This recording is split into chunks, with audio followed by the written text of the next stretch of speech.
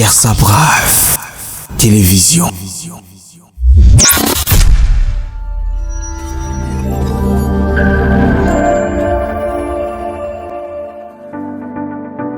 Troisième mouvement arrive, répands-toi. Le troisième mouvement arrive, répands-toi. Bien-aimé, répandez-vous, répandez-vous, répandez-vous. Le troisième mouvement arrive.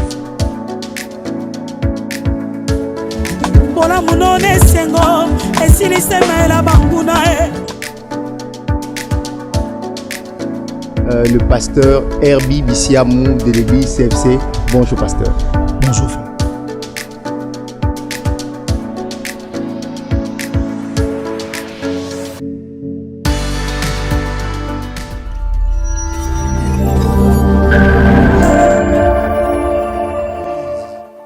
Ils ont destiné à préparer le peuple dans le siècle présent, dans le siècle à venir, dans Lola.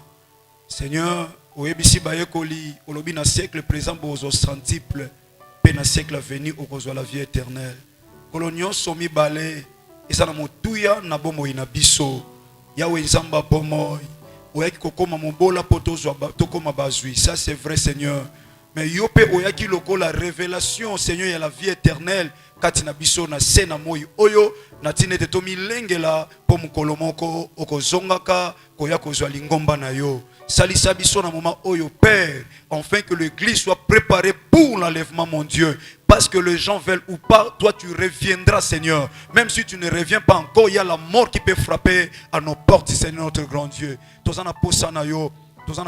Seigneur, c'est seul toi, le véritable Dieu qui peut nous aider en ces références en bas sacrifice énorme. Oh yo sala na sena moi oh nzambe mobimbozo forme ya mutu kolopo kwa kotali sabiso ete olinga biso ya mbote mokili ezala. Tika moment où ezala pour ta gloire notre Dieu, que tous les cœurs de ton peuple ezala bien préparés à ce moment Père, pour que la parole où ezo bima sa puis mon Dieu écoute et je sika nakata mitema yabana na yo. Tata à quoi sert un homme, comme la Bible déclare, il y a quoi amasser toute la richesse mon Dieu, et après la mort ou lorsque Seigneur tu reviendras à perdre bon moinaye. Tata na sambelio kolobete yawe nzambe yo tika ete osunga na moment oyo mitemeza à la penza disposé tata mitemeza à la bien préparé mon Dieu pour te ba penser na yo na tongwa lelo na tina na bon moina biso. Il y a personne qui connaît l'heure de ton retour. La Bible dit même les anges dans les cieux, Seigneur, ne connaissent pas. Bah yebite mon Dieu, c'est seul toi le véritable Dieu. Nde o yebi ango zambo lata forma mutu. Nde o yebi quand est-ce que ozonga. Et tika bisoto ça l'a préparé mon Dieu. Que l'église prépare ton peuple en zambe. Lokola ba seka mitano bazala ki mayele pour être tata ba yeba kite quand est-ce que le mari viendra. Aide l'église mon Dieu. Aide l'église Seigneur. À quoi sert dans une église? Kolo oesananda kwa kitoko. Lopangwa bien batonginda kwa kitoko metata. Ce qui peuple a préparé pour l'enlèvement. Ce qui peuple a préparé na vie à sanctification. Ce qui peuple a préparé na vie à crainte na yo Seigneur. À quoi sert cette église? Oko juger biso na construction église te. Oko juger biso ten kolo na mituka. Oko juger bisote na kolata na kolia na komela na ba relation. Mais tu nous jugeras Seigneur au travers de nos œuvres. Sois glorifié pour ces moments. Je déclare sur le Saint-Esprit, toi qui glorifies notre Seigneur et Sauveur Jésus-Christ de Nazareth, parce qu'il a dit, je vous enverrai le Saint-Esprit qui me glorifiera, qui vous enseignera et bien sûr vous rappellera ce que moi je vous ai parlé. Que ça soit ainsi pour ta gloire, notre Seigneur et Sauveur. Seulement na kombo na yo Yesu Masia Nazareth ndeto sambeli peto lobi amen. Merci à Yoso Kofanao.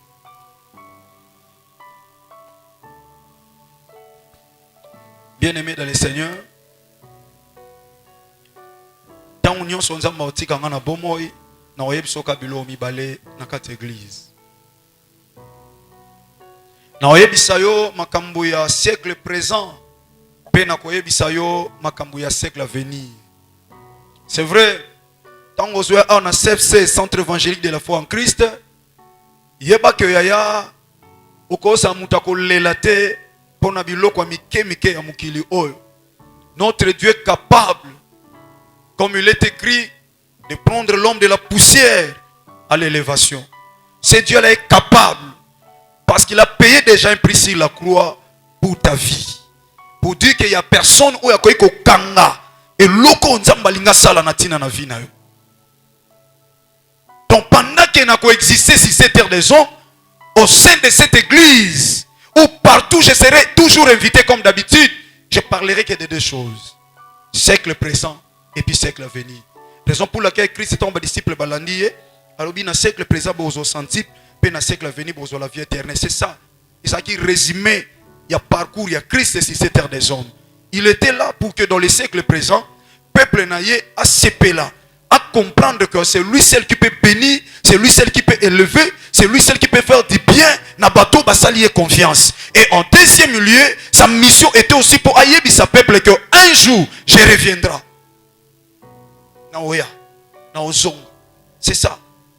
Et le quoi naza imitateur à Mokonzinanga, le maître de l'église, ou naza simple esclave, nazo ko obéir na ba na ye na kolobela ka église des choses. Je répète que dans cette église, ata mutaye muta passe. Oui, bien aimé dans le Seigneur, famille déclara bino ba condamna ba sala nyonso. Bien aimé na quatre églises oyo, na ba prière otozo sala liboso na kolo Yesu Masia Nazareth, okotika la même personne te. Parce que Zamba ko telema, Zambo abenganga ponanga, ako telema ko défendre yo, okozala muta esengo, eko seka na yo pe ko sekisa batu, ndenge bande kona biso ya CFC musique basolo ba ko seka esekisaka. Ata baloba yo ko seka te mengana ko teya yo, sango malamu wa Yesu Masia Nazareth ko yebisa yo ke Yesu Masia azana makokia ko sekisa yo. Soki batu oyo olela balelisa yo, mais Yesu Masia lela na ekulusu po asekisa yo. Et puis je ne cesserai plus jamais. Bien aimé. Oui, oluka ki libal ozui, oluka ki santé ozui, oluka ki musala ozui. Oui, c'est bien tout ce que vous avez comme besoin. Et Yesu Masia Nazareth dans le siècle présent vous pesa yo. Mais nazo zong so moi mingi mingi koyeba ke un jour il reviendra. Oya pesio et trompé yo te. Oya pesio et komisolo lendo te. Oya pesio o koma soki ndenge nini te. Et o comprendre que dans le siècle présent dans zui na me préparer aussi pour le siècle à venir. Bien aimé, maman li comme nazolo balole zali es-tu mis à part pour Dieu? Es-tu mis à part pour Dieu? Yo osa mis à part ba longoli yo. Ba thème mususu ba thème akopesa ba mot difficulté et ça tellement clair. Un thème est penza éclairé. Yo, s'il vous plaît, yo. Osa penza oyo. Bache mo panzi balongoli bache pene pene. Pona nzambe. Yangwana thème. Je crois que c'est un thème très compréhensif. Yo osa oyo balongoli bache pene pene. Pona nzambe. Yangwana mo thème na biso esa lokola motuna. Yo sa oyo balongoli bache pene pene pona nzambe eza motuna batuni et peuple ya nzambe ozolanda biso mais bandeko balanda biso partout à travers le monde eza motuna autant bozolanda prédication oyo oyo bokoyi komi tuna na tangu oyo mitala pendant que na sa introduction mituna motuna kati na yo par rapport ya parcours na yo na sena moyi oyo est-ce que yo osa oyo bache pene pene pona nzambe. Il y a plusieurs parts. Mais dans le résumé, il y a deux parts tout simplement. Il y a la part de Dieu et il y a la part du diable. Mais on a c'est la personne à qui a mis à part pour Dieu. Et ça, c'est la question. Est-ce que ou es-tu mis à part pour Dieu? Osa mis à part pour Nanzam. Et ça n'a pas parti mi balé na lobi batumsu bakaboli ba on a na moyo. Bazana part ya Satan. Donc ba œuvre nyon ça réaliser na vie na ye. À cause après na quatre églises nengoza ah mon frère, ma soeur, papa, maman ça na quatre églises. Mais ce que zongi moi si ma pendant que je parle, je dis même à ceux qui nous suivent dans la télévision, la radio partout à travers le monde. Koloba ete talana nusikoyo ndenge ngana zote ya ao banda komituna na motuna oyo Est-ce que yo ndenge ozawana ozali oyo batie pene pene po na nzambe? Misala na yo ezo témoigner que batie o pene pene po na nzambe. Bien-aimé dans le Seigneur, moto batie pene pene na ngambu ya Satana. Asa mutu azo tambola na vie ya haine, vie ya jalousie, vie ya kosala batu mabe, vie ya ko détruire, vie ya ko boma, vie ya ekobo, vie ya milangwa, vie ya ba désordre ya lokuta, vie moko ya ba débauche. Biloko na otanga soko za mutu abongo, c'est ta vie. Sache-le que bien aimé, vous êtes déjà na part ya Mungu na Satan. Pendant que je parle dans cette église, na batu msopoza o mela masanga ti lelo. Na melaka moko. Na bando melebele me banana koma ensemble na melaka moko. Na ebite na Bible so ba otanga batu lisumu na quantité.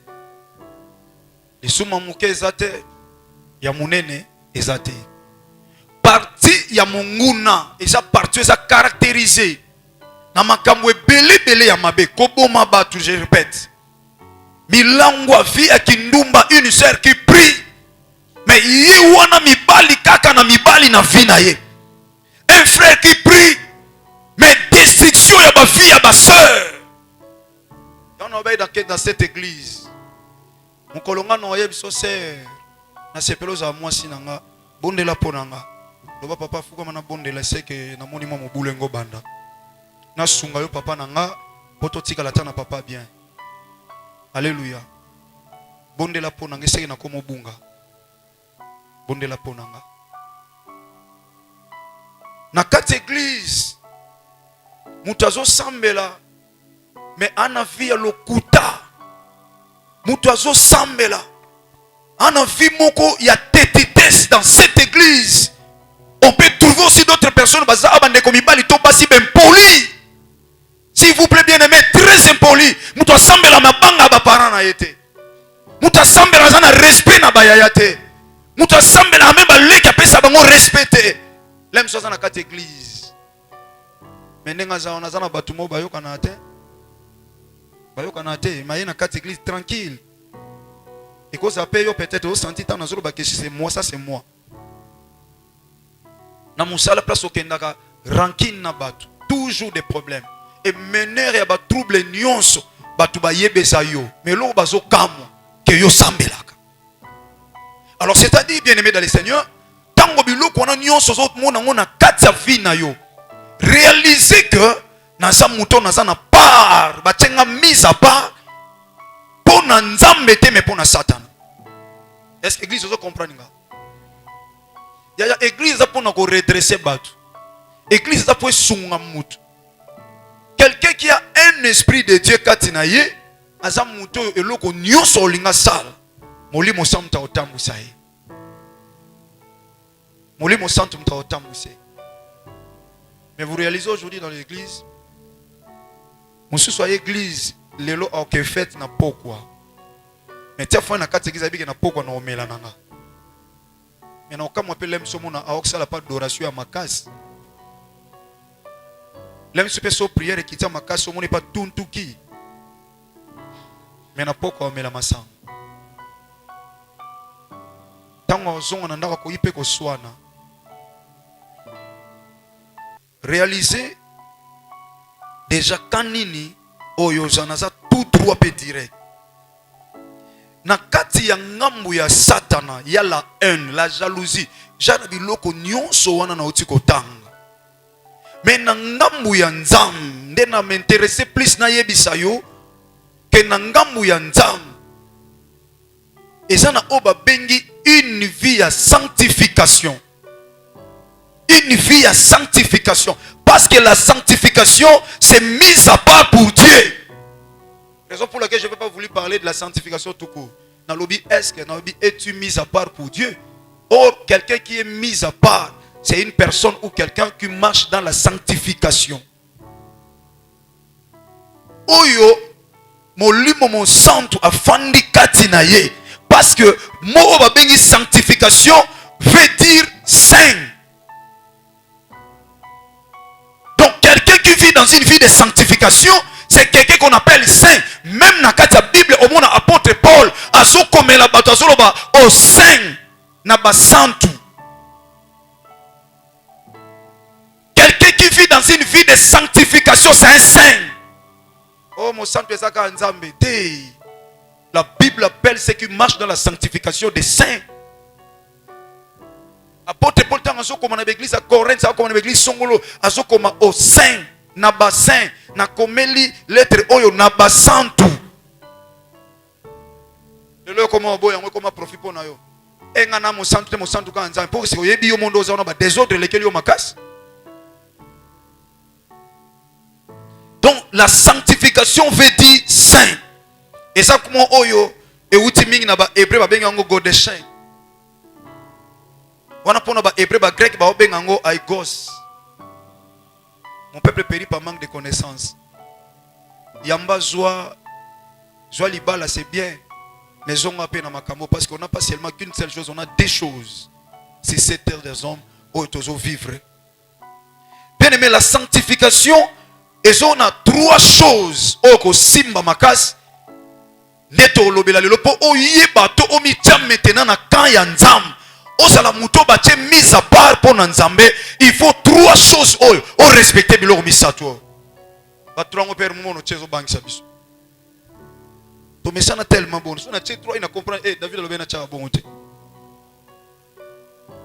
Trois choses. Et loko liboso. Tango chrétien a commis mise à part, c'est-à-dire chrétien a comme mise à part et l'autre liboso faut retenir aux a et l'autre liboso c'est comme ça chrétien mise à part et ça à cause il y a offrande oh Jésus-Christ de Nazareth appelle ça qu'il colo et colos la rédemption mukile kabwana ki mutuna nzambe entre mutuna nzambe libule salamaki ya klaiso ko ya panga na ate ngana koke pa yo zate donc c'est-à-dire muto koke pa nzambe te parce que libulu c'est salami na désobéissance à Adam et nzamba comme luka asala ni boyoka ni la rédemption et yango nzamba sali nini atali na likolo muta otinda zate amoni mutu moko misali volontaire nzamba lati forme mutu albi me voici envoie-moi atindi Christ a comme un pont entre mutu na nzamba Christ permettre mutu oya kondimelo lokola mokonzi pe mobikisi azwa nzela ya ko traverser donc c'est-à-dire la rédemption de Jésus-Christ de Nazareth et sali à ce que mutu azala oyo qu'une seule fois racheté à cause de la rédemption il y a Jésus-Christ de Nazareth yomba benge le rédempteur na kozong sa bolunga mutu na nzamba présenter Christ comme le rédempteur mutu asali lokola pont na restauration utiliser le Saint-Esprit comme le restaurateur et puis na création amitié lokola Dieu le Père créateur de toutes choses et dans la rédemption il y a que Jésus-Christ de Nazareth donc c'est-à-dire mutu soit déjà une vie à sanctification tant que mutu recevoir Christ comme Seigneur et Sauveur na kati ya vie na ye du coup mutu comme une vie à sanctification Papa diga Jean Moukana na Hébreux chapitre 10. Merci bana CFC. Nzamba pambola bi.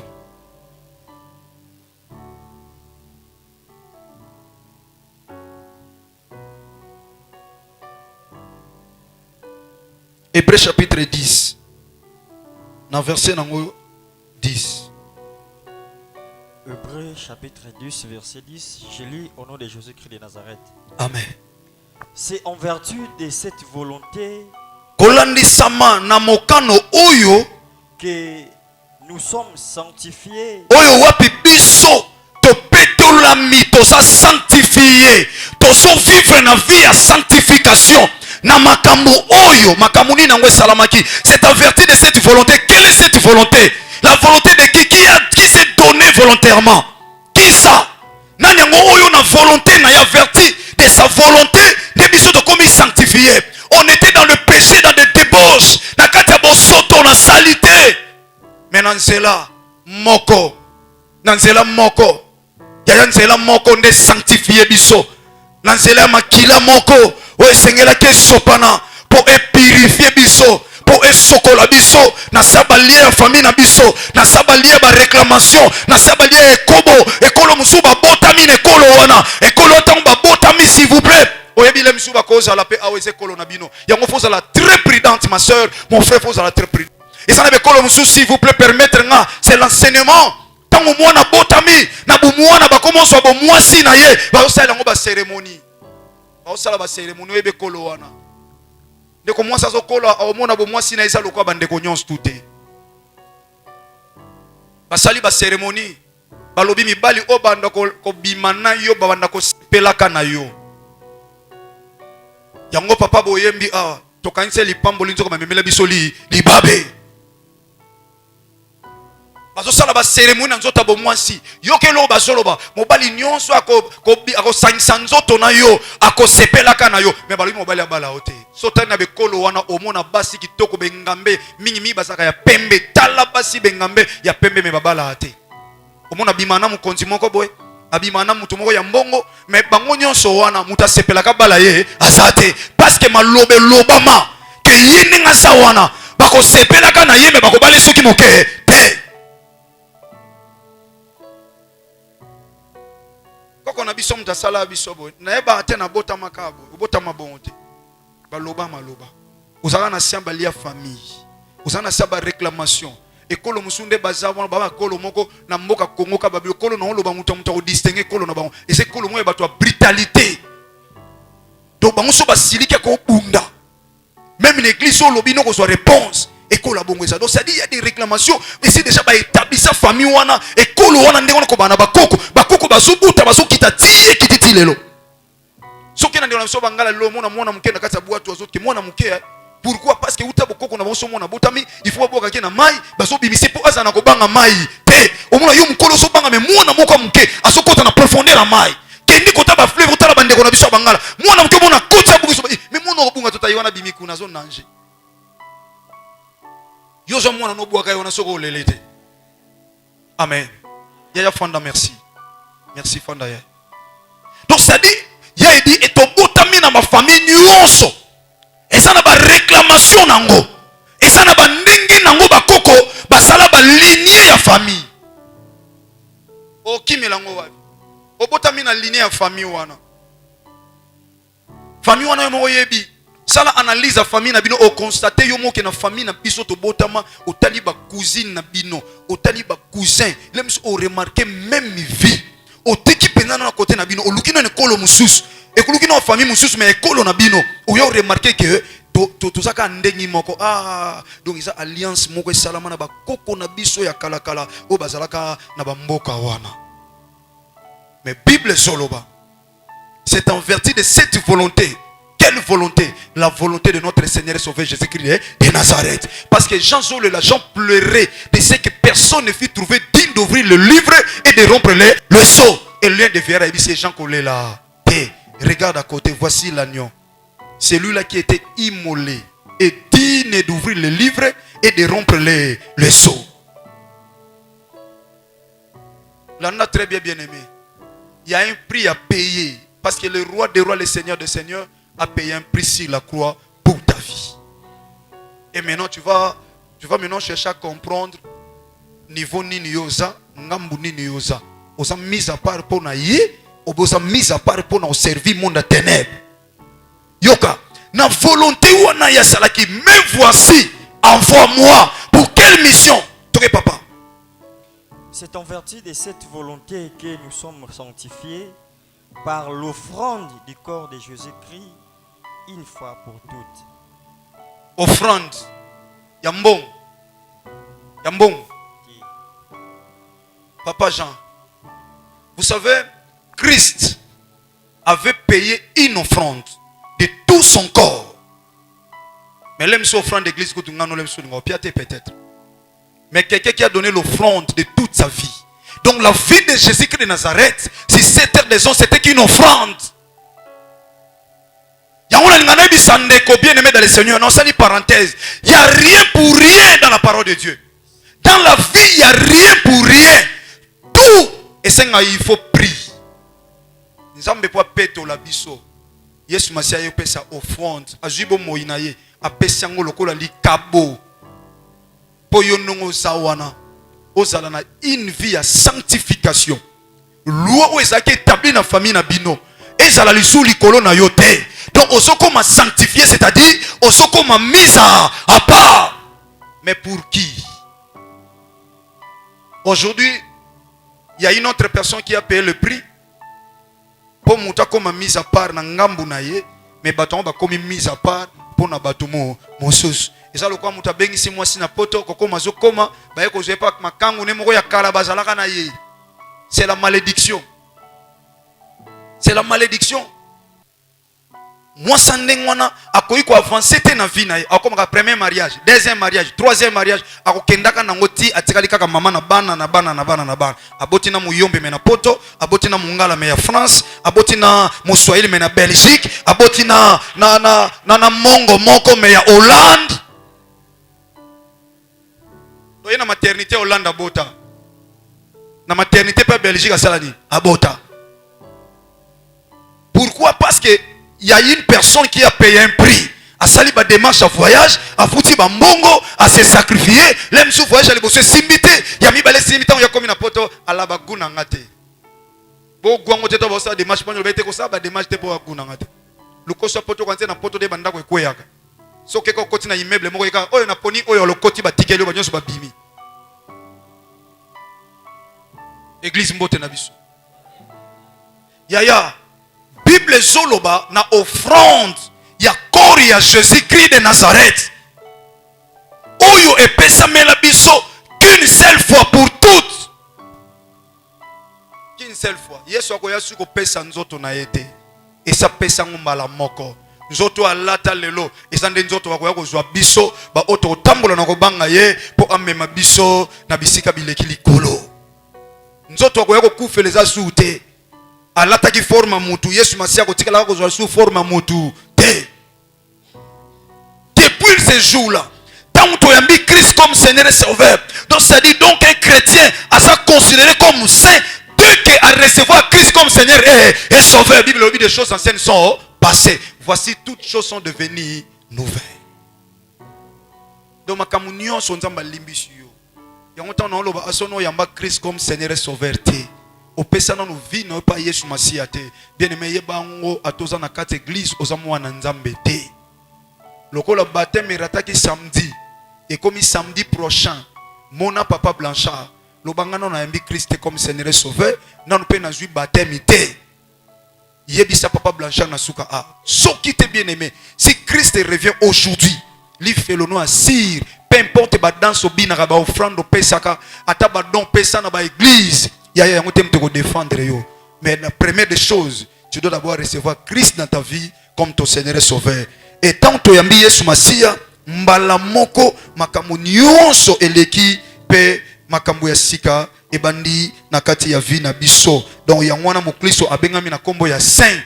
Parce que depuis ce jour-là, a suivi la sanctification, masumu ekweyi apetola mina makila na Yesu Masia Nazareth o ezaki lokola likabo o ya pesa ki lokola offrande na croix et makila o eleki savon et petoli bomo ya mutu.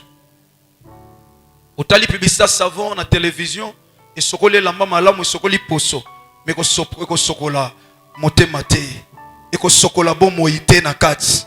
Et pour mon moment, il sokola manakati, obenga mamo santu, obenga ma oza purifié, ma sumwe kita, et sengelika makila nangomba Golgotha tanga, et makilo e sopana nangomba Golgotha, le sang de l'agneau, le sang de l'agneau qui a été crucifié sur la mort de Golgotha, atangisa makila na mutu, atangisa makila na maboko, atangisa makila na makolo, atangisa makila na panzi, si tout le plan ya nzoto lisumu nyonso o maboko esala akitisi savon ya makila na ye na maboko o nyonso mutu esala akitisi savon ya makila na ye ya mutu o nyonso makolo esala akitisi o ya savon ya makila na ye ya makolo o nyonso nzoto esala trône mukongoli buba panzi akitisi makila ya savon na ye pour purifier tout ton corps.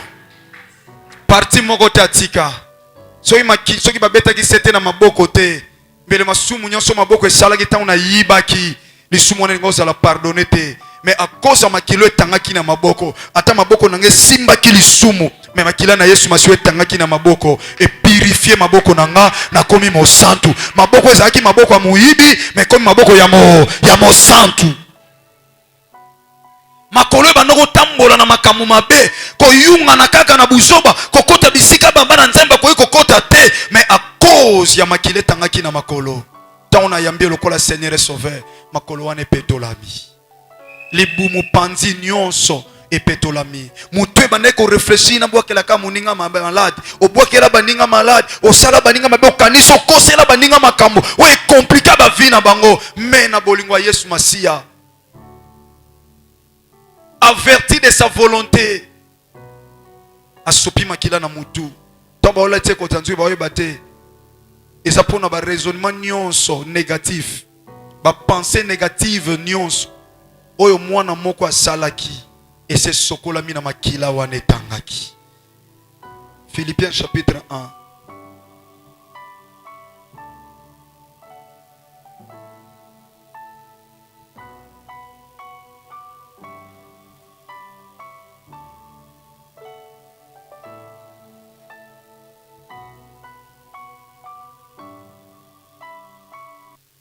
Et dit pour n'entendre que Hébreux chapitre 3. Comment kaya? Hébreux chapitre 3. Dans verset 1. Yokasiko. Hébreux chapitre 3 verset 1. Hébreux chapitre 3 verset 1er. C'est pourquoi frères saints. Yoka. Paul azobenga ba frère ba santu. Na yango ba frère. Na yango ba sœur. Ba frère na ba sœur ba santu. Apôtre Paul prêchait la bonne nouvelle de Jésus-Christ de Nazareth. Batu bazo recevoir Christ comme Seigneur et Sauveur. Et c'est l'accomplissement de cette parole. Oyo wapiton ba yambi Christ. Masumu elimbi sami. Ba komi na vie ya sanctification. Ba bengi bango ba saint. Apôtre Paul obi na yango bino ba santu. Alobini. Qui avait part à la vocation céleste. Oyo wapi bino bozwa ki part. Na vocation ya nzam ya mukilité. Bokomi ba santu pour na vocation céleste. Okomi mo santu pour misala na yo nyonso etala nzam. Okomi mo santu pour nyonso ko sala ezala pour la gloire de Dieu. Ezala pour na mukilité mais ezala pour na lola. Nazo kabela ona yebi yo kabela kangate. Menga nazo kabelo pour na nzambe. Yo sala nga mabe. Menga na osongelo malamu. Nazo sala ngo pour na nzambe. Nyonso nazo sala. Nazo ta la réalité te. Parce que naza o nazala kite. Et si na koma mo santu. Na koma o nazo vivre na vie ya sanctification. Ata batu na yoki batonginga. Na kozongela bango bolamu. Pour na lokumu na nzambe. Tout ce que tu fais dans ta vie, il faut que ça soit pour le royaume des cieux. Et ça la pour la vocation céleste. Et ça la pour la makambo likolo.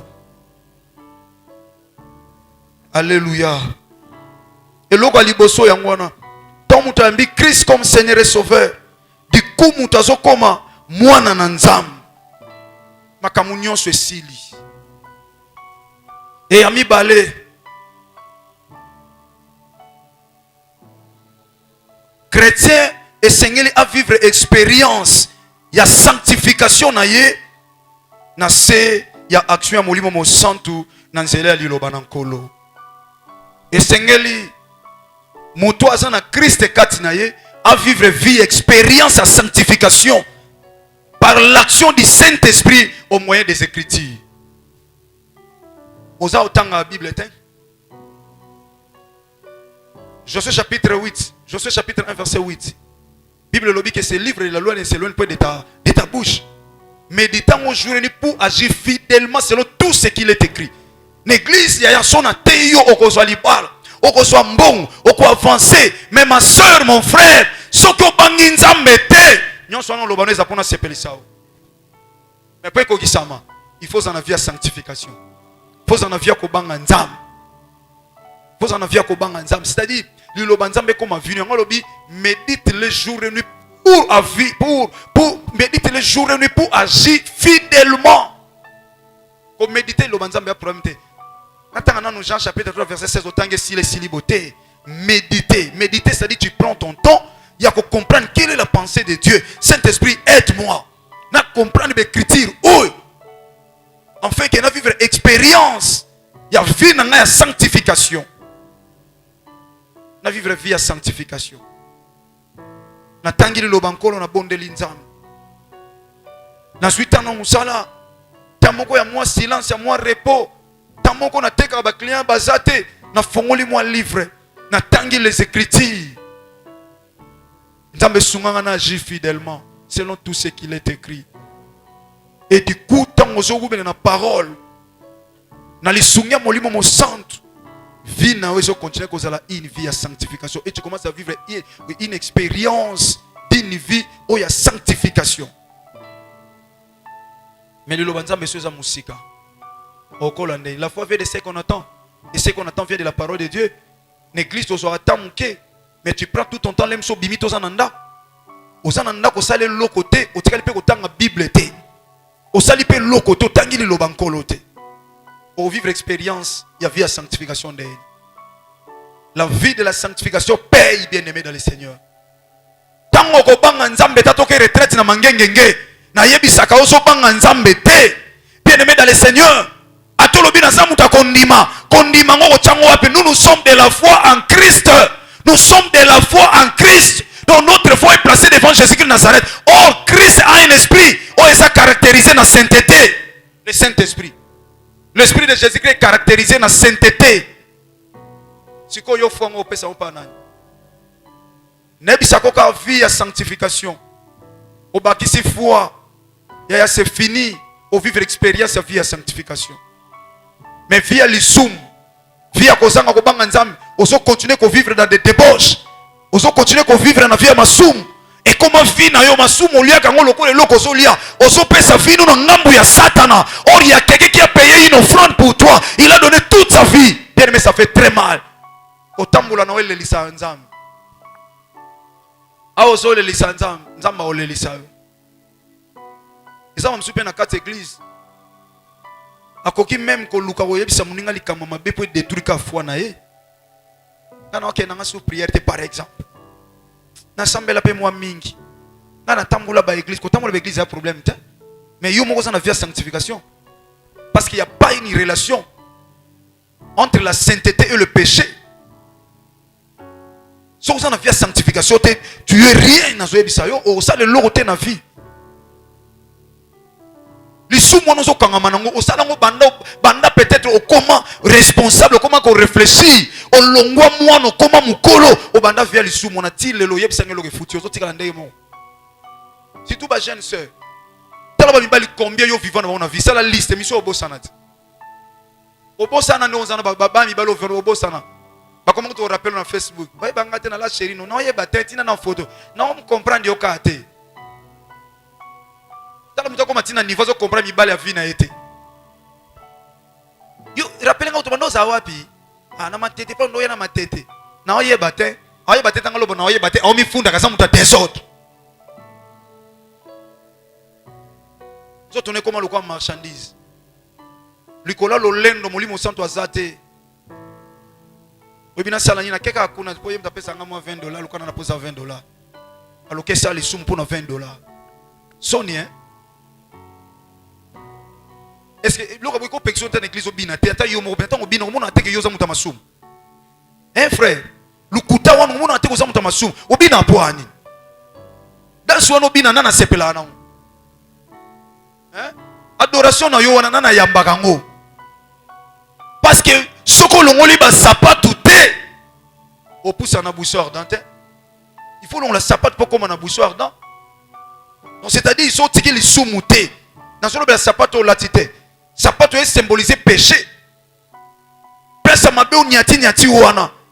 Et sengeli o se purifier. O comme on a vie à sanctification. C'est alors que tu peux dire quelqu'un à Dieu. Et nzamba yokyo ayanoli. O yebisa nzambe neni. Ayebisi mo se ko koma wate. Longo la sandale na. Parce que c'est un lieu sacré. Vous êtes en église, comme tu as soirée, tu as une carte église, tu as une carte église. Qui ne quitte pas ya moi. Hein? Qui ne quitte pas sœur. Hein? Comment frère Koko na carte église? Na moni de comme sou, bande comme sou na carte église. Il ya na teya na église mona yoka passe yoka pasteur alinga lekisanga na teya musuto kendaka na ba David na longolisa muto modération asana modération azo modéré atie eloko ba tchana ito bien ngoni bluetooth atie ito yoka yepe kona ko rasamba baba ngana ota baba wana ya olo baba wana eloko wana na litoi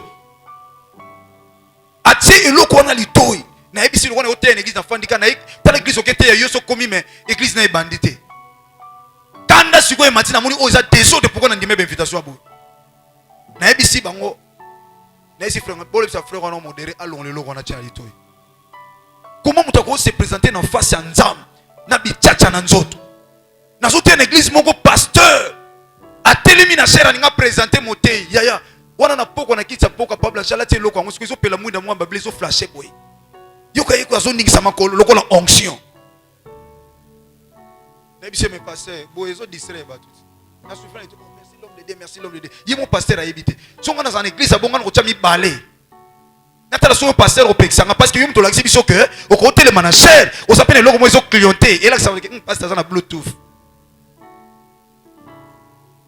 l'église est comme wenze église est comme place so ba to so comprendre te tozo ke ne pas inanzam tozo lokola ba Moïse tozo ke na buisson ardent poto mon alobi je vais me retourner pour voir quelle est cette grande vision. Nous sommes venus pour comprendre quelle est la pensée de Dieu au sein de l'église. Mais mutazo ya na ba sandal na koti na on église, c'est-à-dire mutazo ya na li sumu na ye azokota na on église.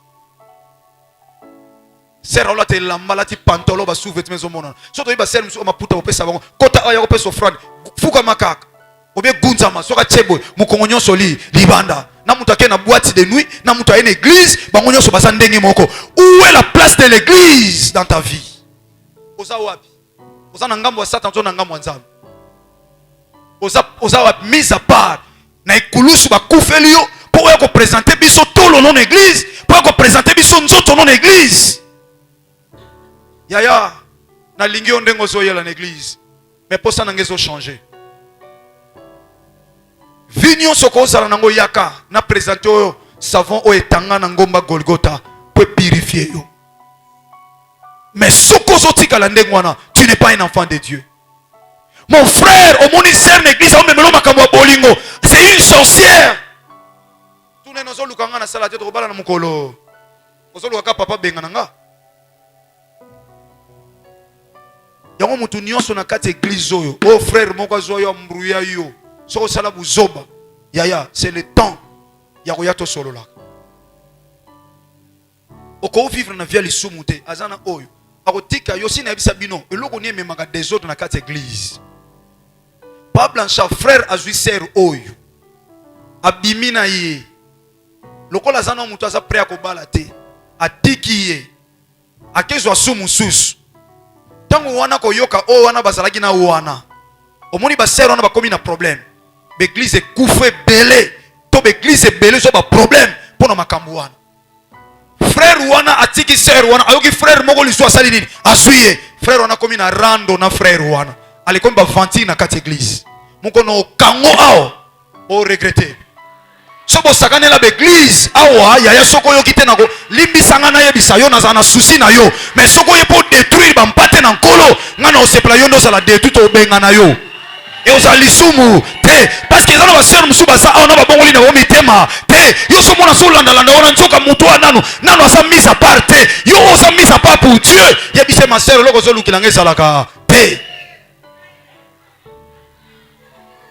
koloba ba cri wana bien mais ko réfléchir pe ko boya ko beta créer problème te koloba te za problème te mais mitala pe yo moko sika o sali